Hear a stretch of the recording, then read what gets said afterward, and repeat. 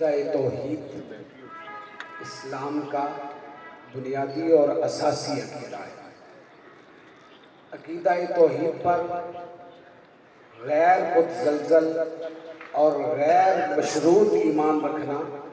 ہر بندہ مومن کے لیے ضروری ہے،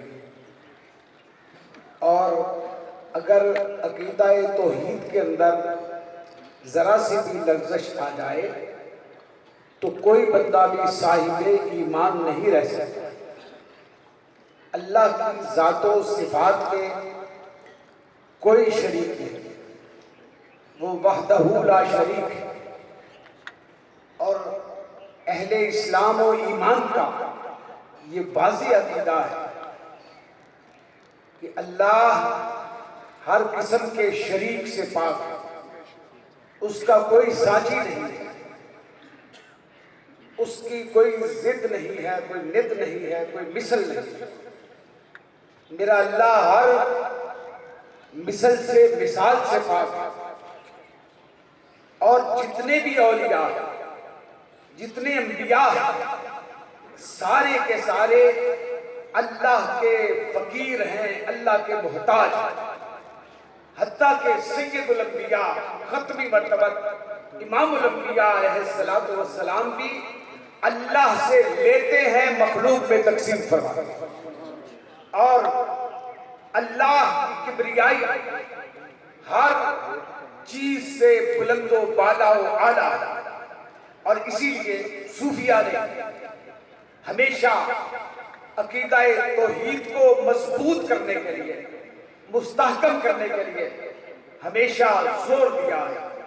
اور اللہ کی ذات کے سوا کسی کی عبادت، کسی کو سجدہ ہرگز روا نہیں ہے۔ صوفیاء نے اس کا ہمیشہ رد فرمایا ہے۔ اسی عقیدہ توحید کی وضاحت کرنے کے لیے تشریف لا رہے ہیں نارووال کی اس بستی کے سرزمین کے مایہ ناز فرزند، میری مراد پروفیسر ڈاکٹر محمد ارشد نقشبندی صاحب سے ہے۔ وہ تشریف لاتے ہیں اور عقیدہ توحید حضرت امام ربانی مجدد الفسانی رحمۃ اللہ علیہ کے افکار کی روشنی میں بیان فرمائیں۔ محترم پروفیسر ڈاکٹر محمد ارشد نقشبندی صاحب۔ نحمدہ و نصلی و نسلم علی رسول الکریم، اما بعد، اعوذ باللہ من الشیطان الرجیم، بسم اللہ الرحمن الرحیم۔ قل هو اللہ احد، صدق اللہ العظیم۔ حاضرین گرامی قدر، آج سید شاہ سوار شمس غوث رحمہ اللہ کے 104 عرس مبارک کی تقریبات ہیں، اور یہ 5واں پروگرام ہے جو کہ تصوف سیمینار کے نام سے موسوم ہے، اور یہ علمی کاوش یقیناً اس کا صحرا دو شخصیات کو جاتا ہے، سید اظہر حسن شاہ صاحب اور خواجہ غلام قطب الدین فریدی صاحب۔ ہمارے ذمہ جو کام لگا ہم نے انشاءاللہ کرتے ہیں باقاعدہ اس حوالے سے، لیکن یہ چیز کہ عرس کی تقریبات میں ایک علمی رجحان دیا جائے، اس ٹرینڈ کو تبدیل کیا جائے کہ ایک عامیانہ انداز یا خطیبانہ اور جلسوں والا انداز سے ہٹ کر ایک علمی انداز میں گفتگو کی جائے۔ اور پھر ایک اہم بات جیسے بیان ہوا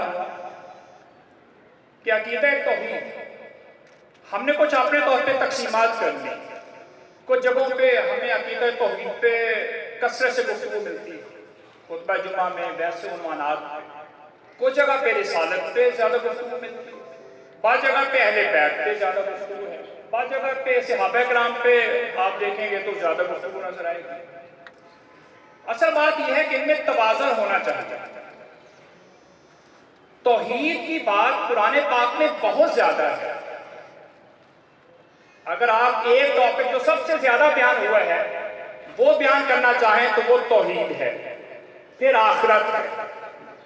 پھر رسالت ہے،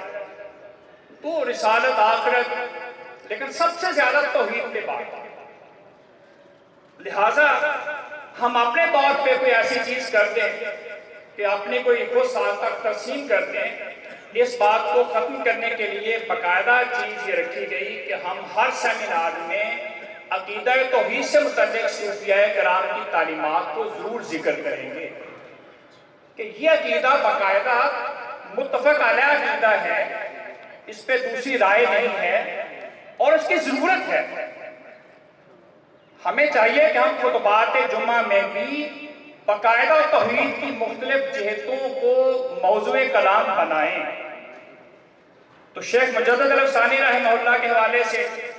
صرف اتنی بات کہتا ہوں، تعارفی جملہ کوئی نہیں کہوں گا بہت زیادہ، کیونکہ اگر ایسا ہوگا تو ہمارا جو ٹاپک اصل ہے اس پہ بات رہ جائے گی،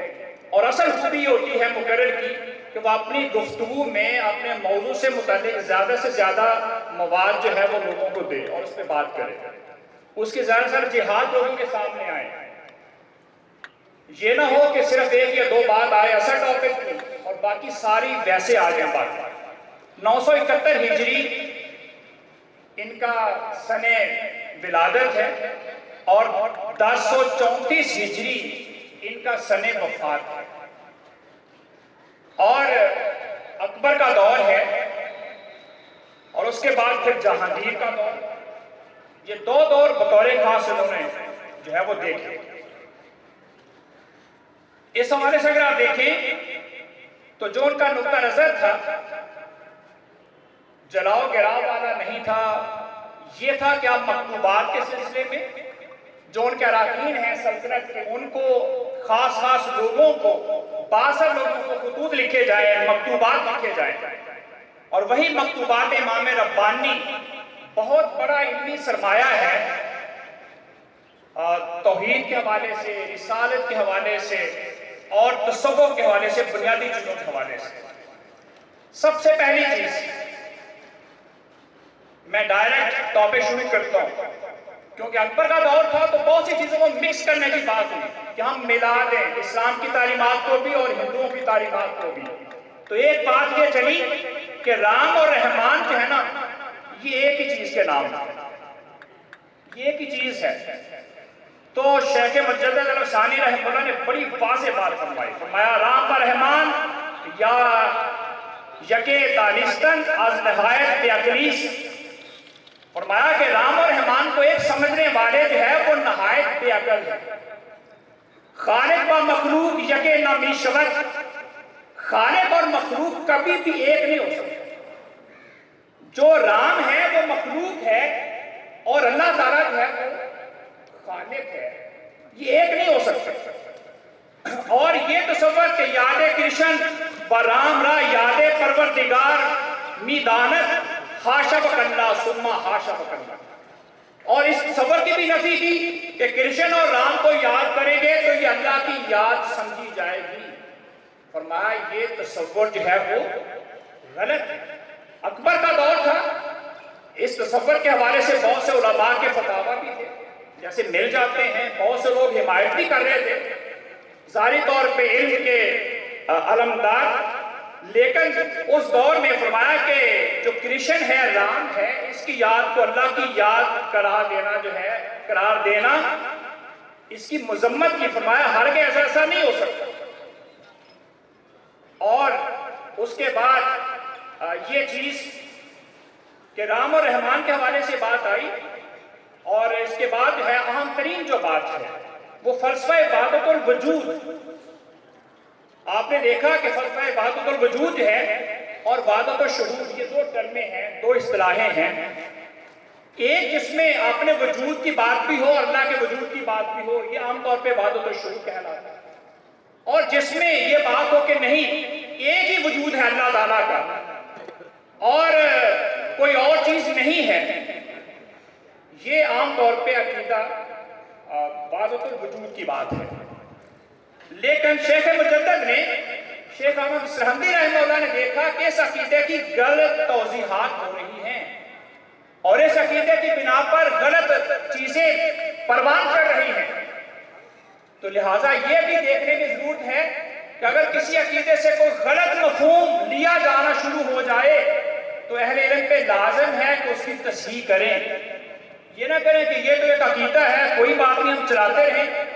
اور اگر کوئی غلط معنی لیتا ہے تو اس کا معاملہ ہے، تو یہ چیز نہ کریں۔ حاضرین گرامی قدر، اگر آپ دیکھیں تو انہوں نے یہ بات کہی کہ بعض لوگوں نے کہا کہ نہیں، صرف ایک ہی وجود ہے، جو بھی چیز نظر آتی ہے یہ اللہ تعالیٰ ہی ہے، اور اللہ کے علاوہ کوئی غیر ہے ہی نہیں۔ اور اس تعبیر کا غلط معنی لینے والوں نے یہ بات کہی اور یہ معاملہ شروع کر دیا کہ جس چیز کی عبادت کریں گے وہ اللہ کی عبادت ہے۔ تو گویا بت پرستی کا جواز اس عقیدے سے لیا جانا شروع ہو گیا۔ تو مجدد ثانی رحمہ اللہ نے پھر اس موقع پہ فرمایا کہ نہیں، یہ بات درست نہیں ہے۔ سلوک کی منازل میں یہ بھی ایک منزل ہے، عقیدہ وحدت الوجود، اور وحدت الشہود بھی جو ہے وہ ایک منزل ہے۔ لہٰذا بڑے واضح طور پہ فرمایا کہ عبادت ما سوا عبادت ہو باشد والی جو بات ہے یہ درست نہیں ہے۔ اگر ایسا معاملہ ہو تو انبیاء کرام پھر دعوت توحید کیوں دیتے اور کیوں اس پہ اتنا زیادہ زور دیتے اور کہتے جو شرک کرے گا اس پہ یہ معاملہ ہے، اس کی یہ سزا ہے، اور اسے کافر قرار دیا جاتا، مشرک قرار دیا جاتا۔ اگر یہ معاملہ اتنا ہی آسان تھا تو پھر تو یہ بات نہیں ہونی چاہیے تھی۔ تو گویا امام وقت نے ایک بڑے اہم جو فتنہ تھا اس کے حوالے سے باپا اور غلط جو توجیحات تھی جس کی بنا پر غلط معاملات یہ شروع ہوئے، اس کے حوالے سے یہ معاملہ جو ہے اس کو ختم کرنے کی کوشش کی۔ اور ایسے ہی کہا کہ جو عن الحق منصور حلاج نے کہا، فرمایا یہ بھی سلوک کی ایک منزل پہ انہوں نے یہ بات کہی، اگر اس کا معنی یہ لیا جائے کہ میں اور اللہ ایک ہیں اور آپس میں ملل ہیں، متحد ہیں، تو فرمایا یہ معنی کفریہ معنی ہے۔ فرمایا اس کا معنی صرف یہ ہے کہ میں نہیں ہوں، اپنی ذات کی نفی کی جائے اور اللہ کا اس بات کیا جائے۔ اگر یہ بات کی جائے تو پھر بات درست ہے، لیکن اس طرح کا اگر معاملہ کیا جائے گا تو پھر دوسرا معنی لینا غلط ہوگا جس میں اتحاد کی بات ہوگی، اللہ کی اور مخلوق کی۔ اس لیے بعض صوفیہ نے یہ جملہ کہا، اور باقاعدہ مکتوبات میں یہ ہے، لیس فی جبتی سوی اللہ، میرے جبہ میں اللہ کے علاوہ کچھ نہیں ہے، اور لیس فی الدار دیار غیر، اور میرے علاوہ گھر میں کوئی رہنے والا نہیں ہے۔ کہا کہ ایسے جملے بھی تھے لیکن اس پہ گرفت نہیں ہوئی کیونکہ اس میں پہلے نفی ہو گئی کہ نہیں ہے، اپنی نفی ذات کی کر دی۔ لیکن منصور حلاج پہ جو بات آئی انہوں نے اپنی انا کا لفظ پہلے استعمال کر دیا، ورنہ بات دونوں نے ایک ہی کی تھی، لیکن اس سے معنی اگر کوئی یہ لیتا ہے کہ اللہ اور جو مخلوق ہے وہ ایک ہو گئے، متحد ہو گئے، تو یہ معنی جو ہے وہ درست نہیں ہے۔ اور اس کے بعد عقیدہ حلول کی جو ہے وہ تردید تھی۔ حلول کا عقیدہ ہندوؤں میں باقاعدہ، اور یہ جو دین اکبری ہے اس میں بھی اس حوالے سے خاصی بات کی۔ تو فرمایا کہ یہ بات کہ اللہ تعالیٰ کسی چیز میں حلول کر جاتا ہے یہ بات درست نہیں ہے، اور یہ بات کہ اذا تم الفقر فہو اللہ، یہ بات کہنا کہ جب فقر مکمل ہو جائے تو وہی اللہ ہے، کہا کہ یہ بات جو ہے وہ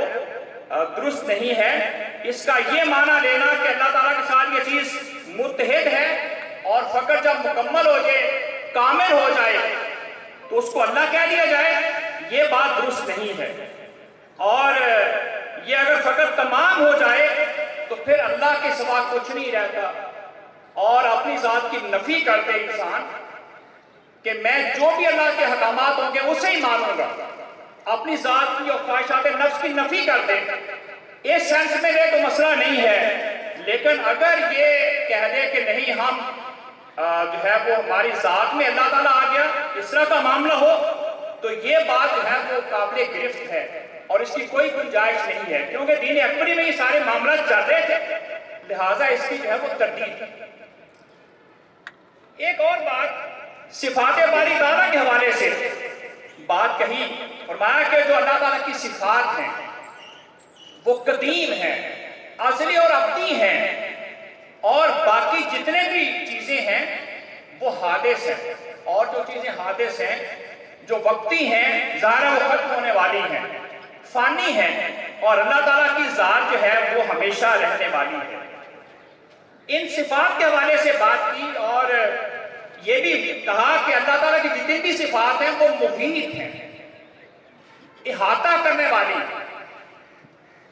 اور اللہ تعالیٰ کے علاوہ کسی کی صفت میں احاطے کی صفت نہیں پائی جاتی۔ یہ عقائد کے حوالے سے بڑی بنیادی بات ہے۔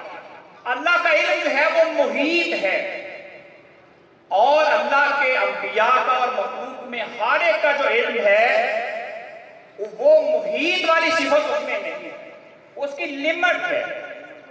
تو ایسا کوئی نافیہ شعر جس میں آپ کے علم کے حوالے سے بے حد و حساب کا معاملہ اور احاطے کا لفظ ہو، وہ اصولی طور پہ غلط ہوگا۔ اس لیے محیط ہونے کے بعد کے حوالے سے بات ہے۔ کچھ لوگوں کے حوالے سے رؤیت کے حوالے سے ایک بات ہوئی، رؤیت باری کے حوالے سے ایک بڑا اہم معاملہ ہے، اور ایک غلط چیزیں تھی کچھ صوفیہ کے ہاں۔ یقیناً شیخ مجدد معراج کو جسمانی معراج مانتے، اور رؤیت باری کے حوالے سے ان کا ایک نقطہ نظر ہے۔ وہ کہتے ہیں کہ اگر یہ عقیدہ ہو کہ آپ نے دنیا میں دیکھا تو دنیا میں رؤیت باری ممکن نہیں ہے۔ کہتے ہیں کہ آسم کے ساتھ گرامی نے جو رؤیت کی اللہ تعالیٰ کی دیدار الہی ہوا معراج پہ، وہ اس کا تعلق عالم آخرت سے ہے، کیونکہ آسم کے ساتھ گرامی مکان اور لامکان پہ گئے، اور بہشت میں گئے تھے، اور جنت میں جانے کا تذکرہ ہے، اور پھر رؤیت الہی کی بات ہے، عرش پہ جانے کی بات۔ تو فرمایا کہ وہ دنیا میں رؤیت نہیں ہے۔ اس لیے کہتے ہیں کہ بعض صوفیہ ایسے ہیں جو کہ کہتے ہیں کہ پیغمبر مارا یک بار در شب معراج میسر، کہتے ہیں کہ ہمارے پیغمبر کو معاذ اللہ معراج میں جو ہے وہ دیدار الہی نصیب ہوا۔ بڑی توجہ چاہیے اس بات کو سننے کے حوالے سے۔ لیکن کہتے ہیں کہ باما ہر روز میسرس، فرمایا بعض صوفیہ کہتے ہیں کہ اللہ کے رسول صلی اللہ علیہ وسلم کو معاذ اللہ ان کے بارے میں کہتے ہیں کہ وہ شب معراج کو دیدار الہی کیا، مگر ہمیں ہر روز دیدار الہی میسر آتا ہے۔ کہا کہ یہ طرز عمل صوفیہ کے حوالے سے قابل گرفت ہے، اور یہ درست نہیں ہے۔ اور بعض آزیشاں می گویا، اور بعض صوفیہ جو کہتے ہیں کہ ایسے ہیں جو یہ کہتے ہیں کہ بقیہ ثلث شب یا ربع شب تا نماز صبح بحق سبحانہ تعالی مکالمہ داشتن، وہ کہتے ہیں کہ تہائی رات یا چوتھائی رات سے لے کر فجر کی نماز تک ہم اللہ تعالیٰ سے ہم کلام ہوتے رہتے ہیں۔ شیخ مجدد نے کہا کہ یہ ساری عبارتیں اور ایسے صوفیہ کا یہ طرز عمل، ان کے یہ دعوے غلط ہیں، کیونکہ اللہ کی رؤیت جو ہے وہ دنیا میں ممکن نہیں ہے، اور جو تکابر کرایا گیا آسن کے ساتھ گرامی کے ساتھ، وہ تو ظاہر ہے اعلیٰ درجے کی خرافات میں سے بہت ہی قابل گرفت۔ کوئی ایسا جملہ جس میں آسن کی ذات گرامی کے ساتھ یا انبیاء کے ساتھ نسبت کر کے کوئی بات کہیں، اس میں بہت احتیاط کی ضرورت ہے۔ ہمیں اللہ تعالیٰ ایسے صبر کی توفیق دے جیسے اللہ تعالیٰ نے انبیاء کو صبر کرنا عطا فرمایا۔ یہ جملہ تو قابل قبول ہوگا، لیکن یہ اگر اس طرح ہو کہ میں نے تو اس طرح صبر کیا جیسے انبیاء نے صبر کیا، تو یہ قابل گرفت ہو جائے۔ تو اس طرح کے جملوں میں بھی بہت احتیاط کی ضرورت ہے۔ تو یہاں پہ شب معراج کے حوالے سے باقاعدہ یہ بات ہے، اور پھر یہ بھی کہا دلائل دیتے ہوئے، فرمایا کہ اگر موسیٰ علیہ السلام کی جو قوم ہے اس کے حوالے سے دیکھا جائے تو انہوں نے کہا کہ رؤیت ہمیں دنیا میں مل جائے، تو قرآن پاک میں جب اس رؤیت پہ ان کا مطالبہ آیا تو ان کی ہلاکت ہو گئی، وہ سارے کیا ہو گئے؟ ہلاک ہو گئے۔ اور اس کے بعد موسیٰ علیہ السلام نے طلب رؤیت کی بات کی تو فرمایا لن ترانی، قرآن پاک نے کہا تم کبھی بھی نہیں دیکھ سکتے۔ اور جب تجلی کی بات ہوئی تو بے ہوش ہو گئے موسیٰ علیہ السلام، حضرت شیخ مجدد رحمہ اللہ فرماتے ہیں کہ اگر جو ہے کوئی دنیا میں رویت کا حقدار تھا تو سب سے زیادہ موسیٰ علیہ السلام تھے۔ اگر قرآن پاک کے مطابق لن ترانی کہہ کر اللہ کے نبی جو ہے وہ رویت باری نہیں کر سکتے تو کوئی صوفی اس مقام پر نہیں جا سکتا، اس پہ کوئی دوسری رائے نہیں ہے۔ یہ غلط بات ہو سکتی ہے، غلط بیانی ہو سکتی ہے، اللہ پہ افتراء ہو سکتا ہے، حقیقت کا اس کے ساتھ کوئی تعلق نہیں ہے۔ تو شیخ مجدد جو ہیں وہ بالکل ہچکچاتے نہیں ہیں، اگر کوئی ایسا معاملہ تو کہتے ہیں نہیں بھائی یہ بات درست نہیں ہے۔ اس کے بعد ایک بڑی اہم جو بات ہے وہ یہ کہ جو قرآن پاک ہے یہ کلام الہی ہے، اور اس کو کلام الہی نہ ماننا یہ کفر ہے۔ اس حوالے سے بات کی اور اس کا باقاعدہ تذکرہ کیا۔ کچھ چیزوں کی وضاحت میں بطور خاص کرنا چاہ رہا ہوں وقت کے اعتبار سے۔ افعال کا خالق اللہ ہے، یہ جو ہے وہ باقاعدہ کچھ لوگوں کا عقیدہ تھا کہ نہیں، افعال کا جو خالق ہے وہ بندہ خود ہے۔ فرمایا نہیں، اللہ تعالیٰ فرماتا ہے قرآن پاک میں کہ اللہ تعالیٰ نے تمہیں بھی پیدا کیا اور جو تم اعمال کرتے اس کو بھی پیدا کیا۔ تو اللہ تعالیٰ جو ہے وہ ہمارے افعال کا بھی خالق ہے، لیکن بڑی توجہ طلب بات فرمائی، فرمایا خالق اللہ تعالیٰ ہے، مگر اللہ تعالیٰ کی توحید کا ادب یہ ہے، ادب الہی کا تقاضا یہ ہے کہ ہم یہ بات جملہ کہیں خالق کل شیء، اللہ تعالیٰ ہر چیز کا خالق ہے۔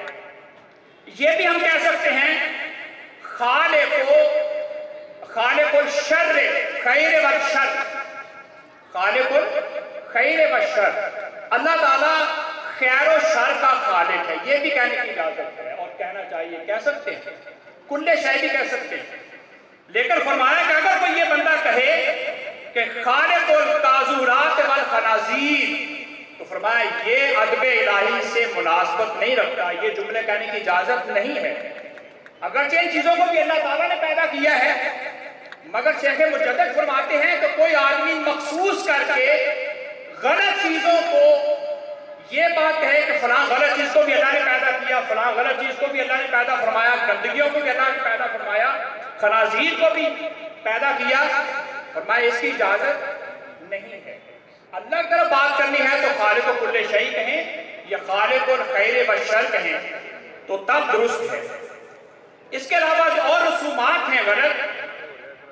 جو مختلف جگہ پہ تھیں، ان کے حوالے سے کہا، جو ہندوؤں سے جو ہے وہ مروب ہو کر اور متاثر ہو کر خاص جو تھیں ان کا تذکرہ کیا اور ان کے خاتمے کے حوالے سے باقاعدہ انہوں نے قدم اٹھایا۔ اس سے جو اہم ترین جو بات ہے وہ یہ ہے کہ جہانگیر جو ہے اس میں اگرچہ چیزیں کم تھیں دین الہی کے حوالے سے اکبر کے مقابلے میں، لیکن پھر بھی کئی چیزیں موجود تھیں، اور جب بلایا گیا شیخ مجدد رحمہ اللہ کو آپ کی بارگاہ میں، آپ کے دربار میں آپ گئے وہاں پہ، تو آپ اس طرح نہ جھکے جیسے ان کے ہاں جھکنے کا رواج تھا، جیسے ان کے ہاں جھکنے کا رواج تھا، ایسے جو ہے وہ شیخ احمد سہندی رحمہ اللہ جھکے نہیں۔ اس نے کہا کہ آپ نے ایسا کیوں نہیں کیا؟ تو فرمایا کہ اللہ کے سوا میں کسی کو سجدہ کیا ہے نہ کروں گا۔ شیخ مجدد نے کیا کہا؟ نہ میں نے سجدہ کسی کو کیا ہے نہ میں اللہ کے سوا کسی کو سجدہ کروں گا۔ اس سے یہ بادشاہ ناراض ہوا جہانگیر، اور گواریار کے گلے میں آپ کو نظر بند کیا، اور بڑی لمبی چوڑی بات ہے، اس میں کیا کیا مشقتیں آئیں اور کیا معاملات تھے، اس کے فوائد و ثمرات پہ بڑی بات ہے، اس میں کیا کیا مجدد صاحب نے کیا۔ اس کے حوالے سے اگر دیکھا جائے تو یہ وہ چیز ہے جس پہ اقبال نے بھی کہا پنجاب کے پیر زادوں سے مخاطب کرتے ہوئے کہ حاضر ہوا میں شیخ مجدد کی لحاظ پر، وہ خاک کے ہے زیر فلک مطلع انوار، اس خاک کے ذروں سے شرمندہ ستارے، اس خاک میں پوشیدہ ہے وہ صاحب اسرار، گردن نہ جھکی جس کی جہانگیر کے آگے، جس کے نفس سے گرم سے ہے گرمی احرار، وہ ہند میں سرمائے ملت کا نگہبان، اللہ نے بر وقت کیا جس کو خبردار۔ حاضرین گرامی قدر، یہ جو چیز ہے سجدہ تعظیمی، بس اسی سے ریلیونٹ ایک چیز، اور وہ آج کا بڑا اہم پیغام بھی ہے، وہ یہ کہ آپ نے باقاعدہ لکھا مختلف جگہ پہ، جہاں پہ پتہ چلا کہ وہاں پہ جو لوگ ہیں مختلف جگہوں پہ پیران اوزان، بعض ان کے خلفاء سجدہ تعظیمی کرواتے ہیں، تو شیخ مجدد نے ان کو مخاطب کر کے لکھا، یہ نہیں کہا کہ ان کو کہیں گے تو وہ ناراض ہو جائیں گے تو پھر کیا بنے گا، اس طرح نہیں سوچا، بلکہ کہا کہ معتمد جو ہے وہ چیزوں سے معلوم ہوا ہے کہ بعد از خلفاء شمار مریداں ایشاں سجدہ می کنن بار زمین بوسہ ہم کفایت نہ می کنن، کہتے ہیں کہ محض بوسہ لینا زمین پر اس پہ کفایت نہیں کر رہے، وہ باقاعدہ بعض جو آپ کے خلفاء ہیں وہ باقاعدہ ان کو لوگ سجدہ کرتے ہیں، اور فرمایا کہ اس کی جو شناخت ہے یہ اظہر من الشمس ہے، جیسے سورج نکلا ہو اس سے بھی زیادہ یہ واضح بات ہے کہ یہ بہت ہی برا کام ہے، غلط کام ہے۔ فرمایا کہ تاکید آپ جو ہے اس حوالے سے کریں کہ آپ کا جو نمائندہ ہے، آپ کے جو خلفاء ہیں سے باز آ جائیں، اور بطور خاص سے جملہ کا جو بڑا ہی اہم ہے، فرمایا کہ اصل بات یہ ہے عام آدمی کے ہاں بات اور ہے، لیکن بعض لوگ ایسے ہوتے ہیں کہ لوگ ان کی پیروی کرنے والے ہوتے ہیں، لہٰذا اگر یہ خلفاء اور بڑے لوگ سجدہ تعظیمی کروائیں گے اور لوگ دیکھیں گے تو یہ عمل نیچے تک چلا جائے گا، اس لیے آگے جملہ کہا کہ بعض لوگ ایسے ہیں کہ بے ابتدائے خلق لوگ ان کی پیروی کرتے ہیں، مخلوق ان کی پیروی کرتی ہے، ان کو بطور خاص ایسی غلط رسومات سے بچانا چاہیے لوگوں کو۔ اور یہ آج کا میسج ہے شیخ مجدد کے حوالے سے کہ علماء اور مشائخ ہم سے غلطی ہوگی تو یہ عام غلطی نہیں ہوگی، بہت سارے لوگ اس کی پیروی کریں گے، یہ غلطی ٹریول کرے گی، اور ظاہر ہے پھر اس کا جو گناہ ہے اس میں بھی ہم شریک ہوں گے، اور گناہوں میں بھی اضافہ ہوگا جیسے نیکیوں میں اضافہ ہوگا۔ اس لیے شیخ مجدد کے حوالے سے یہ جو چیزیں ہیں یہ میں نے بیان کی۔ اللہ تعالیٰ شیخ مجدد رحمہ اللہ نے جو توحید کے بارے میں گفتگو کی اور عقیدہ توحید کو سنبھالنے کے حوالے سے جو بات کی، اللہ تعالیٰ ہمیں بھی اپنے عمل میں اس کو رائج کرنے کی توفیق عطا فرمائے۔ وما علینا البلاغ۔